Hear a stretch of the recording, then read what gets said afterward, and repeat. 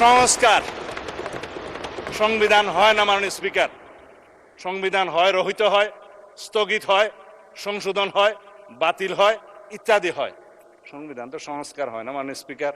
সংশোধনকে আমরা সংস্কার মনে করে যদি একসাথে বসতে পারি ভালো। যাই হোক, মাননীয় বিরোধী দলের নেতা বলেছেন সংবিধান পরিবর্তন চেয়েছেন, আপনি রেকর্ড দেখতে পারবেন। তো সংবিধান পরিবর্তন তো সংশোধনের মাধ্যমে হতে পারে। আসুন, তিনি বলেছেন জুলাই জাতীয় সনদ এটা গণ অভ্যুত্থানের কলিজা। ধন্যবাদ মাননীয় স্পিকার ওনাকে, আপনার মাধ্যমে। গণ অভ্যুত্থান বলেছেন, কেউ কেউ তো বিপ্লব বলতে বলতে ফেনা তুলে ফেলে। গণ অভ্যুত্থান, জুলাই ছাত্র গণ অভ্যুত্থান, এটা স্বীকৃত জুলাই জাতীয় সনদের সমস্ত জায়গায় লেখা আছে। এখানে বিপ্লব কোথাও লেখা নেই। আর যে ওনারা আদেশের কথা বলছেন ওখানেও তাই, ওখানে কোনো বিপ্লবের নামগন্ধ নাই। 200-র বেশি সার্ভিস ও ফিচারে লেনদেনের সব বিকাশ অ্যাপে সম্ভব। কিন্তু আমরা জিজ্ঞেস করব, আমরা কি ছাত্র গণ অভ্যুত্থানের অভিপ্রায়কে সম্মান করতে চাই? আসুন, এখানে সবাই অভিপ্রায়ের কথা বলে, যে অভিপ্রায়ের দোহাই দেওয়া হচ্ছে। আমি সংবিধানের প্রস্তাবনার কথা বলবো। সংবিধানের প্রস্তাবনার 4র্থ প্যারায় আপনি দেখবেন এই সংবিধান জনগণের অভিপ্রায় হিসাবে প্রাধান্য পাইবে।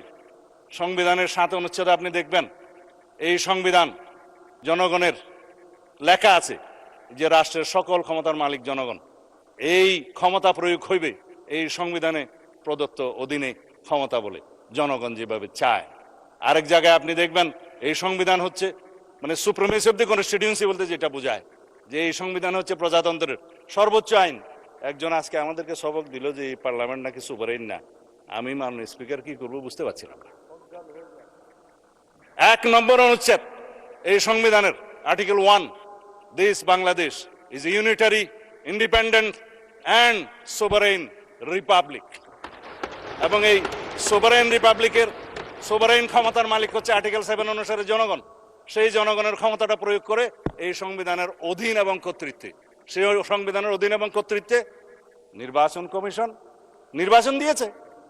সেই সোভারেইন জনগণ আমাদেরকে ভোট দিয়েছে, এই সোভারেইন পার্লামেন্টে পাঠিয়েছে। যার কারণে আমরা আজকে এখানে যা কিছুই আলাপ করব সেটা জুডিশিয়ারির বিরুদ্ধে সারাদিন যদি আমরা বলি, জুডিশিয়ারির কাছে এই কেউ এটা মামলা করার ক্ষমতা নাই, তাকেই বলা হয় সোভারেইন এখতিয়ার। এখন এই সোভারেইনটিকে যদি এক্সপ্লেইন করার জন্য এখানে মাস্টারি করতে হয়, প্রফেসরি করতে হয়, মাননীয় স্পিকার আইন কখন প্রণয়ন করবো আর কখন ভাষণ দেবো। যাই হোক, এটাতে আমি আর যেতে চাই না। দেশনেত্রী বেগম খালেদা জিয়া কবরে প্রশান্তিতে শুয়ে আছেন। তিনি বলেছিলেন, আমি অনেকের সাথে কন্ট্রাডিক্ট করে বলছি, এই সংবিধান ছুঁড়ে ফেলে দেয়া হবে যদি জনগণের সরকার প্রতিষ্ঠা হয়। এটা একটা মেটাফোর, পলিটিক্যাল রূপক মেটাফোর। যখন বলেছিলেন যে পঞ্চদশ সংশোধনের মাধ্যমে যখন তত্ত্বাবধায়ক সরকার পদ্ধতি উড়িয়ে দেয়া হলো, তখন তিনি বললেন এই পঞ্চদশ সংশোধনী মানি না, রাষ্ট্রের মধ্যে অস্থিতিশীলতার অবস্থা করা হলো। হ্যাঁ, আমি ওইটাতেই আসছি। ওনারা ডকুমেন্ট দেখাচ্ছেন আমাদের মহাসচিব, উনি বলেছিলেন এই সংবিধানের পঞ্চদশ সংশোধনীকেই উদ্দেশ্য করে যে এই সংশোধনী ছুড়ে ফেলে দেয়া হবে। মানে ছুড়ে ফেলে তো দিয়েছি। পঞ্চদশ সংশোধনী আনকনস্টিটিউশনাল ডিক্লেয়ার হয়েছে সার্টেন পোর্শন 6টা, 7 ক, খ, আর্টিকেল 44 যেটা হাইকোর্টের ক্ষমতা, এবং 142।